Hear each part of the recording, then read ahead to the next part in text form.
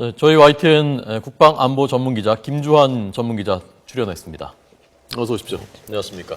어떤 미사일인지 좀 자세히 좀 더 설명을 해주시죠. 일단 김문경 기자가 설명을 했듯이 우리가 지금 사거리 한미 미사일 가이드라인 때문에 탄도미사일 같은 경우는 사거리가 제인 다 있습니다. 순항미사일 같은 건 우리가 2,000km까지 개발할 수 있거든요. 예. 그런데 지금 이명박 대통령이 가서 800km까지 늘렸죠. 그 이전에 제가 설명을 드렸는데 지금 보시다시피 이 기존에 정확히 말해서 지금 현재 배치된 사거리 300km짜리가 현무2A입니다. 그리고 지금 오늘 시험 발사에 성공했다라는 것이 현무2B로 분류되는 미사일입니다. 지금 그래픽상에 보시면 알겠지만 북한 전역을 다 사정권 안에 두고 있죠. 이 탄도미사일에서는 굉장히 중요한 것이 있는데 원형공산 오차라고 그럽니다. 이 탄도미사일을 쏴서 목표물에 도착했을 때 1km 벗어나면은 정확도가 없는 거라는데 현무2B는 북한이 정확도를 자랑하는 KN2 독사 미사일과 거의 유사한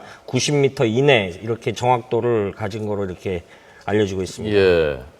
그러니까 현무2B군요. 지금 저 500km 날아갈 수 있는 오늘 거죠. 시험 발사 성공했다는 것이죠. 북한 입장에서는 지금 김정은 위원장을 비롯해서 뉴스를 보고 있을지도 모르는데 상당히 큰 압박이 됩니까? 그렇죠. 턱 및 비수라고 해도 상관이 없죠. 우리가 순항미사일은 북한도 이제 여러 가지 대륙간 탄도미사일인데 우리는 기존의 여러 가지 해성2, 해성3에서 함대지, 잠대지 미사일 이렇게 이번 얼마 전에 공개한 214급 유관순함에도 이 미사일이 배치되어 있지 않습니까? 이것은 이제 순항 미사일인데 1,500km 이상 날아가죠.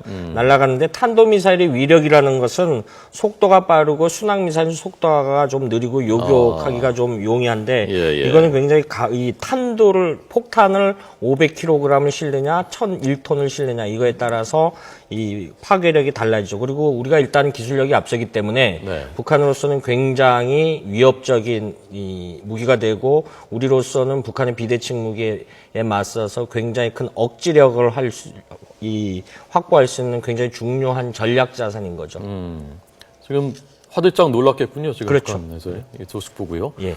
우리가 그러니까 사거리를 800km까지 늘릴 수 있도록 2년여 전에 미사일 협정을 개정했고 미국하고 그리고 그에 이어서 이번에 이제 500km짜리를 처음 개발한 거고 800짜리도 좀 개발하고 있다는 건데 그렇죠. 미사일 협정이 왜 이렇게 우리 사거리를 제한하고 있는 건지 그 설명부터 좀 다시 좀 쉽게 일단 해주시죠. 저기 준비된 흑백 사진이 하나 있는 거로 있는 걸 한번 좀 띄워봐 주시죠. 사진이요. 예.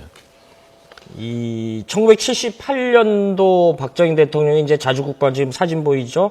저 사진에 보면 이제 이 사진이 1978년 9월 26일 사진입니다. 이날이 우리나라가 미사일 세계에서 7번째로 미사일을 보유하겠는데 이 미사일이 백곰 미사일입니다.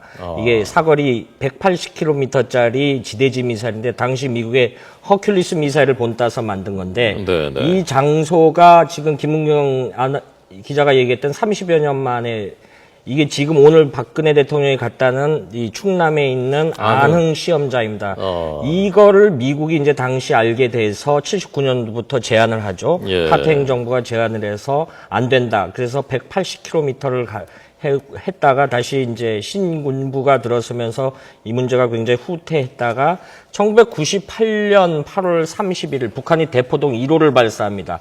닷새 뒤에 북한은 이게 자기들이 광명소 1호를 발사했다고 주장을 하는데 그때 김대중 대통령이 미국을 가서 500km로 늘려달라라고 협상을 했는데 클린턴 행정부가 300km로 제한을 하죠. 다시 이듬해에서 이명박 정부 들어서 그 800km로 이 미사일 그 지침을 이렇게 늘리는 거죠. 그래서 우리 군 당국자들은 한미 미사일 지침이라는 말을 굉장히 싫어합니다. 우리가 무슨 속국이냐. 그래서 한미자를 빼달라 이런 얘기를 사실상 많이 합니다. 네. 북한은 어떻게 돼 있죠? 미사일 사거리가요? 북한은 우리보다 10배 이상 그 길다고 보면 되죠. ICBM까지 이제 얼마 전에 했던 KN-5A로 분류된 대포동2, 대포동2 같은 경우는 이제 거의 그 장거리 미사일, 만 킬로 이상 미 서부를 공격할 수 있는 능력을 가지고 대표적인 게 무수단 미사일은 3,000km 중거리 미사일이죠.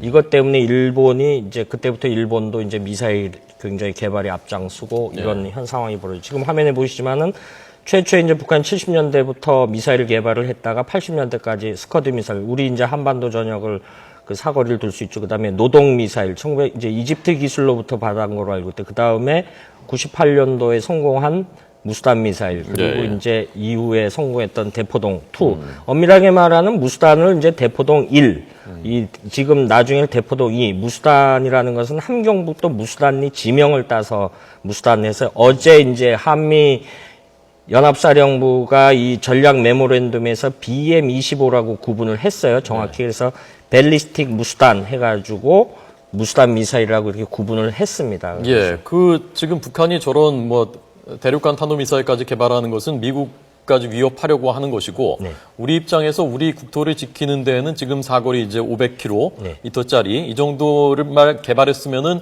우리 국토를 지키는 데는 더 문제가 없는 건가요? 일단은 북한은 앞서 설명드렸던 KN-2라든가 독사 미사일 이런 것이 우리 사거리를 가볼 수 있는 그 미사일들이 있죠. 단거리, 중거리, 장거리까지. 이게 좀 일반 시청자들이 굉장히 좀 착시 현상 중에 하나가 장거리 미사일을 개발하면 단거리, 중거리를 포기한다라고 하는데 이건 재래식으로 탄도를 굉장히 확보를 해놓고 그래서 북한이 갖고 있는 탄도를 이 미사일 탄도를 1000에서 1500개 정도 갖고 있다라고 보고 있습니다. 그래서 우리가 지금 가공하게 우리한테 긴장하는 거는 우리가 KN-6 미사일로 북한은 이른바 방사포 네. 한 300km 날아간다라고 하죠.